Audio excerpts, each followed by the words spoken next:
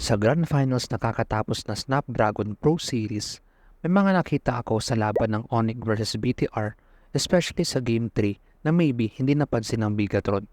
May mga nagawa din silang tama na i-share ko rin sa video na ito. Pero ang focus natin yung mga small details na kung nagawa ng BTR ito, baka nakuha nila yung Game 3 against Onyx. Small detail number 1. Kung ipipilit ng kalaban na basagin yung tower mo, may dalawa kang pwedeng gawin. Either i-clear mo yung parating na minions kasi kapag nasa loob ka naman ng tower, meron kang damage reduction na bonus so hindi ka madaling mapapatay at mababasagan. Or kung handa sila mag-tower dive sa'yo, kaya dito, huwag ka na magdalawang isip, ibigay mo na. Kasi handa silang i-juggle yung mga tower damage para kung sino mo yung magde-defend, kaya nilang patayin. Pero anong ginawa ni Sorizo? After mabasag yung tower, siguro baka confident siya, kaya niya i-go yung Bane. Di niya nga lang in-expect yung damage ng Bane.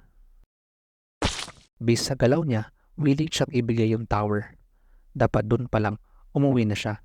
Kasi dahil sa ginawa niya, not only may gold yung Onyx dahil sa tower, nagka-gold yung core at XP lane. Kill and assist to be exact. Small gold pero malaking bagay yan, lalo crucial ang early items sa Uranus at Bane. Small detail number 2. Better to be safe than sorry. Dito, magandang counter-engage ng PTR kung saan yung first kill ni Moreno ang naging dahilan kaya hindi nasipa ni Kiboy si Super Vin. Ito yung issue. Pauwi na yung XP nila, super low health yung roamer at walang nakakita may Claude dito. Pero pinilit pa rin nilang pitasin si Kyrie kasi pa-open na yung Lord. Maganda yung plano. Pa-open yung Lord pero dahil wala nang check ng bush, super risky. So by the time umengage ang PTR, nilamon ni CW yung dalawang low health. Ano yung problema doon? Yes, nakuha si Kyrie pero 1 for 2 trade. Ang masakit, sa marksman napunta yung kill so mas lalo mag-i-scale yung Claude laban sa Clint. Yung town nilang maganda, nag-backfire pa dahil sa small detail na wala nag-check ng bush dito. Kung may nag-check ng bush to be safe, sana napigilan ng BTR si CW. Small detail number 3. Sa bawat laro, RG man or pro, may kita mo sino yung nagbubuhat. Therefore, kung sino yung nagbubuhat, alalayan mo. Huwag mo sayangin yung opportunity na binibigay niya sa team. Which dito, may kita mo, maganda yung performance ni Super Ken. Kaya sinisigurado ni Moreno at sa akin na hindi sayang yung ginagawa ng core nila. Sobrang liit na detalye pero mahirap i-execute yung mga ganyan. Dito nga lang papasok yung small detail number 4. The fact na dito yung direction ng core, kahit sabihin natin whether alam ng BTR andyan yung Claude o hindi, dapat yung rotation mo iikot sa kasama mo na nagbubuhat. Which dapat dito, sinamahan ng Clint yung Lance tapos hinayaan niya na lang mag-kill yung Valentina sa mid. Pero dahil hindi nangyari yun, sumulpot yung Claude at naisahan yung Lance. Shutdown gold, sa marksman pa napunta. Kung sumabay sana yung Clint, baka nagawa niyang mapauwi yung Claude. Yung mga ganun na maliit ng micromechanics at decision making, pwede mag-iba yung takbo ng laro. Small detail number 5. Kung nagbintis yung set mo, back ka na. Gaya dito, instead umalis yung Franco sa ganitong direction kasi hindi tumama yung flicker hook niya, tumambay siya for a few seconds. Dahil doon, madali siyang na-isolate at nahuli. Siguro meron siyang hinihintay na may lumapit sa kanya para kakagatin niya. Pero kung i-check mo yung draft nila, lugi sila sa teamfight tapos yung core as a mid. So with those two variables, after long mintis ng hook, dapat back na. Kasi wala ka nang pag-initiate and in terms of initiation, mas lamang ang draft ng Onyx kapag hindi tumama yung hook ng Franco. Small detail number 6. Pag malapit mga kasama mo, huwag ka matakot mag-set. Ito yung pinakamagandang example na lahat ng requirements para sa set na check ng Bigatron. Nasa vicinity yung mga kasama mo, check. Naka-ready yung roamer, check. At nakatingin yung mga kampi mo, check. Easy set, easy burst. Small detail, pero ang mahalaga ay i-make sure ng roamer malapit yung mga kasama mo para perfect ang set. Kasi kahit set ka nga ng set, tapos magreklamo ka bakit matagal sila. Bakit naman kasi ang layo nila kaya walang follow-up. Tingin ka sa mapa kung malapit ang mga kasama mo tapos doon ka mag-set para perfect yung initiation mo. Small detail number 7.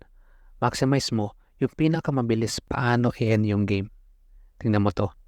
Para mabilis mabasag yung tower, kailangan mong i-clear yung junk ng minions na ito para yung cannon makalapit dito at easy tower down. For some reason na ginawa ni Bunton, kailangan lumapit yung minions malapit dito sa circle para lumambot yung base at madaling mabasag. Pero merong mas mabilis na way para lumapit yung cannon sa circle. Dahil yung junk ng minions nakafocus dito, pwede mong i-clear yung top tower para yung minions libre silang makakapasok. Ayan o, libreng daan. Which, ang in-expect kong mag-clear nun is Clint kasi siya yung may pinakamabilis sa pagbasag ng tower. Pero dahil lance yun ng clear, sobrang tagal bago nabasag yung tower. Nabuhay na yung Eve, sayang. At ang small detail number 8, information is king, vision is everything. Ladies and gentlemen, sobrang halaga ng information at vision kasi yan yung mga nagbabaliktad ng laro. Tingnan mo to. Dahil walang sumilip sa bush na ito, alam ni Kiboy malapit sa kanya yung lance. Yung ganyan na information, my goodness. Dahil dyan, alam na ng Onyx sino target. Kahit walang shot call, ng vision yung Joe, andyan yung lance malapit sa Lord. Panis, walang kahirap-hirap, easy set, easy Lord. At yun ang tapos ng laro, ito. Boss tayo dito. Na-check na ng BTR, walang tao dito. Matcheck rin nila, wala rin tao dito. At ang alam lang nila, may vision sila sa Uranus. Therefore, sa perspective ng BTR, itong mga bushes na ito, risky. Kaya para sigurado na safe yung ibang bushes, tatapak ka lang dyan. Makikita na yung mga heroes within this area. Nangyari yun? Hindi.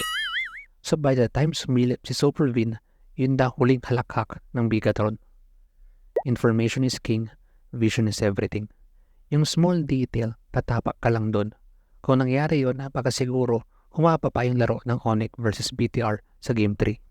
So Akio Analysis, details matter mga lods. Kahit gaano kaliit, sobrang laki impact yan. Comment your thoughts below. Pakinggan natin yung mga yan. Thank you. On my place. Let's go. Welcome to the full breakdown analysis of the MPL Philippines Season 11 Grand Finals. Looking for change, looking for pain. Waiting to argue kung worthy ba siya o hindi. So ang nangyari, yung advantage na sana hawak ng Blacklist yung Turtle being condition ng Echo or Blacklist, ito yung aggressive. He got the venom, a tangible weapon, no coming in second. This life is a lesson. He got a new engine from pain, that's a blessing. New focus, no guessing, just bold and obsession. All in his possession. You got May their makuha attention. ka I'm sa leaving kanila na impression. pwede mong i-apply para i-elevate yung laro mo to the next level. Some could try to play you, but you're never gonna be